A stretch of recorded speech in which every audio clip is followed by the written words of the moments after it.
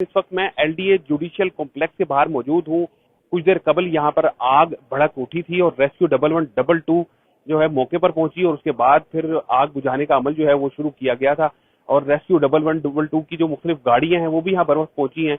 आग लगने की वजूहात जो है वो मुख्तलिफ सामने आ रही हैं और इस वक्त रेस्क्यू 1112 जो ये सिटी की तहसील है, रेस्क्यू 1112 के जो रिप्रेजेंटेटिव हैं सिटी डिवीजन के, वो हमारे साथ मौजूद है। उनसे पूछते जी बताइएगा कि आग की लगने की जो कॉल है वो आप लोगों को कब मसूल हुई और क्या सूरत हाल थी?